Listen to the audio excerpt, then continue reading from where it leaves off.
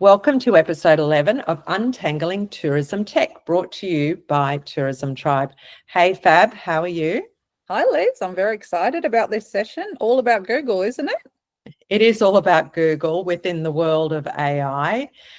We have been so busy trying to keep up with all of the changes, and we just had to draw breath and come together for this conversation and make this recording to share our thoughts and what we've discovered about what is going on in Google in this incredible transformation and how quickly things are moving with AI.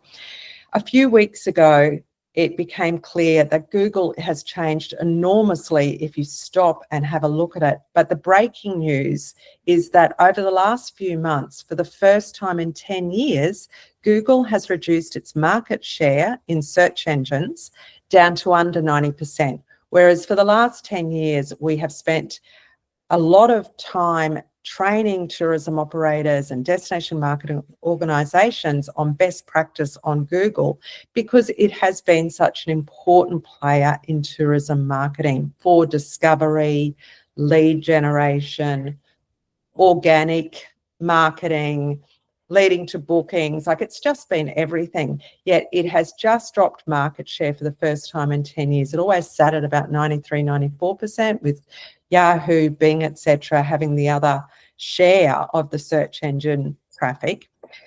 What does that mean? Experts are pointing to the fact that people are using other tools for search and experimenting with AI tools within the other search platforms, like Bing, for example. And then what's happened over the last year is we've seen the integration of Gemini, Google's AI search tool, across Google Workspace and within Google Search. So every time you open a Workspace tool, you notice another Gemini feature coming in. So we wanted to talk about the world of Google and AI, what's important to small tourism businesses and destination marketing organizations, just touching on a few of those things. And then in store for you in the next episode, we'll do a much deeper dive into some aspects. But Gemini search, Fab, I don't know about you, but I've noticed a big shift in the search results page on Google, with Gemini sitting up the top for most queries, telling me it's synthesized, rationalized thoughts that it's put together based on the search that it's done. And you've been doing some research recently about the comparison of Gemini and other search tools. What are your thoughts on it? Well, first of all, personally, I'm actually now looking at the results because they are relevant, much more relevant than they were, a couple of months ago, or when they first started that business. So what's in the back of my mind is AI tools like Grok, any bots, ChatGPT. If you remember at the start of ChatGPT, it said, it's been trained up to that year. And the more recent model, it's been trained up to 2023 or 2024, which is ages ago in the world of AI. We were talking about the other day how YouTube's now increased the length of their shorts to 3 minutes. So I did a test, and I was told that it was just 1 minute. I'm like, oh my God, this is so wrong. Like, how can AI be so wrong? Unless they've put that other RAG called augmented model on top of it, RAG, you still get the old data. So what I'm really excited about Google is a search engine. So they've got all that SEO insights. So can they easily bring in all that latest SEO ranking beneficial factors into Gemini much faster than the other models? So that's what I'm looking at currently, and I'm going, it's Google, it's SEO. All the websites that want to rank on Google have been optimizing their content for years, relevancy, latest date. How is Google going to trump all the other AI models and give us results that are absolutely timely? And don't forget, when you are logged in Google, you're logged in your Google account. It's got all this history about the things that you've been searching for years. It's tracking you on maps. It's tracking you everywhere. So yes, perhaps the the market share has diminished, but they're about to go take over. I've got that feeling, at least for the next few weeks, because things change so fast in AI, with bringing me things that are really relevant to me, like they always did, except using AI to do so.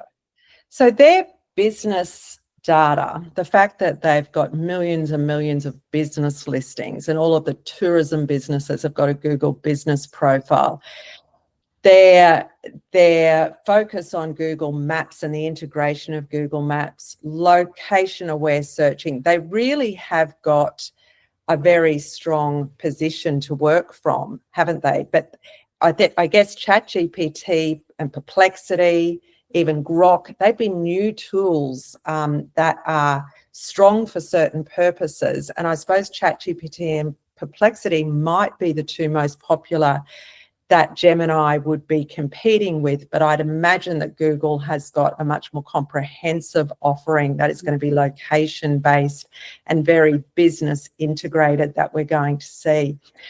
I have noticed things changing within Google. Besides the Gemini search results, I've seen within Google Business Profile a change. I can't find, for example, the Q&A, like the frequently asked questions at the moment.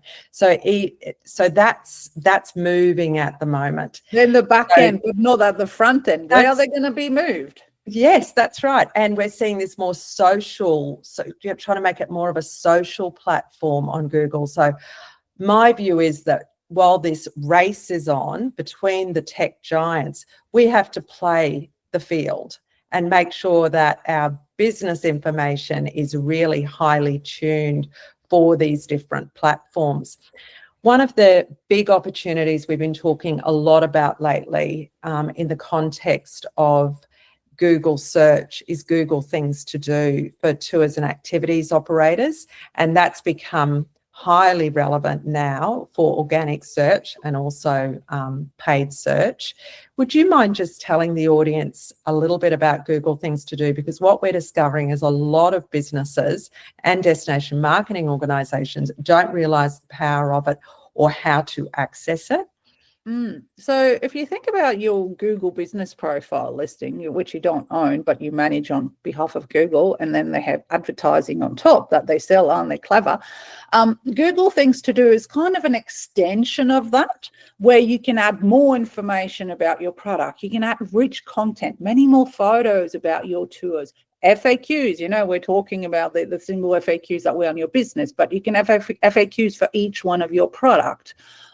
But the trick with Google Things to Do is you can't access it by logging into your account. So if you think about B2C, Google business profile, you are the consumer, you can log into your account. But for Google Things to Do, you actually have to go via a provider that has got an API connection.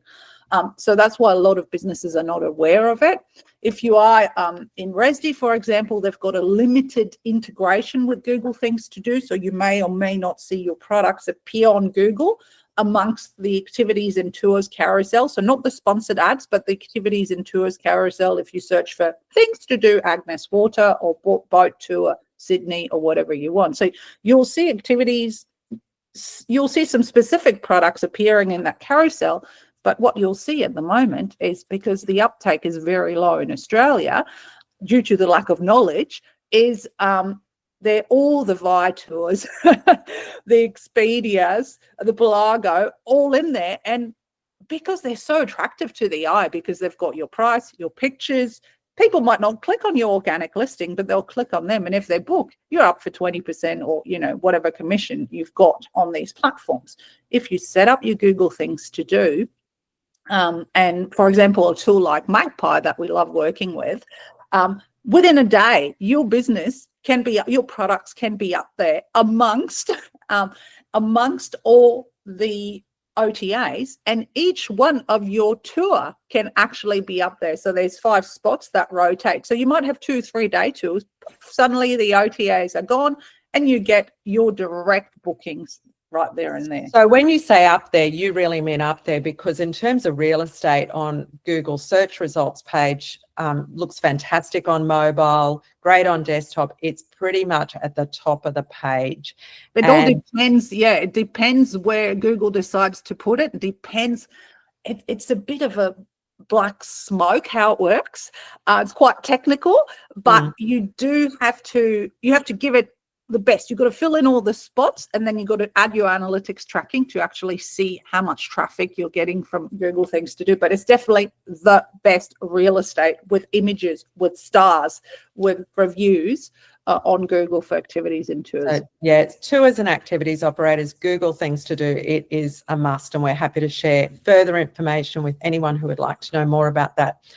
The topic I think we should end on is, right now, what should a tourism operator be doing to be able to appeal to the AI searches? So be that coming up in Google and the power of Gemini AI search, or somebody searching in ChatGPT or Perplexity, say, give me some holiday ideas. I'm going to the south of Sydney and I want to know some great things I could do. I've got 2 dogs and 5 children with me.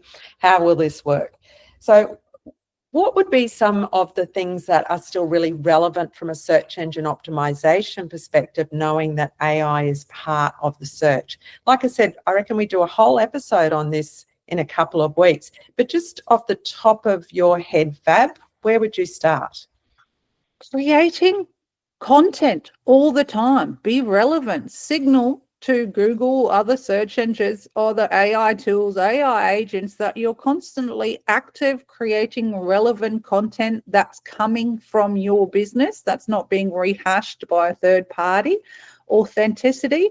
And what we've seen from Google Things to Do, and just the way the algorithm is set up, actually, is it'd be good if you start considering putting reviews per product. So that's not something that the tourism industry has been doing, but it's something that online shops have been doing forever. Think Amazon. Every product has got a review. It's not the brand that is reviewed. And all this rich content signals, so lots of, add FAQs, not talking about 3 FAQs about where your business is located, but FAQs for each product, and reviews per product. So think per product as opposed to per business, because that uniqueness is what is being, very specific content is what AI can actually retrieve. So maximize the uniqueness of everything that you do would be what I see as of, the 23rd of April, 2025. Might be totally different next week. But yeah, the signals that we're seeing are based on that. So we've said for the past many years, decades, that content is king. We're now saying content is emperor, and detailed, rich content has gone a whole lot deeper and at a product level. We can see that with our podcast as well. Liz and I were just Googling our podcast prior, and we use AI. Like, we're on Google Workspace, like most small businesses in Australia. We use AI to transcribe this podcast, to break it into short videos, to create YouTube playlists with it, to create a blog post, to create audio. And all that rich content is actually appearing on Google. We don't have just one listing. We have lots of different listings about it. So use AI to be really fast and clever and nimble about maximizing your exposure and your different type of rich content. That's great, Fab. As I said, next episode, we'll really deep dive into this space about search engine optimization within AI environment.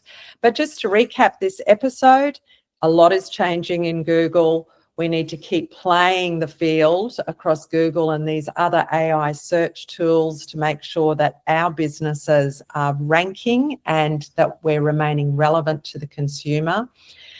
If you're in the tours and activities sector, absolutely ask us about Google Things to Do and how you can participate in that as prime real estate on Google and be part of not only third-party distribution, but direct business as well. Go through your product pages today, start doing it today, and just see how you can enhance them with richer, deeper content, FAQs, reviews relevant to the product. That would be a really good starting point to be able to be more appealing and relevant to AI searches. And I think that's a wrap, Fab. Fantastic. See you next time. All right. Thanks, everyone. Bye. Bye.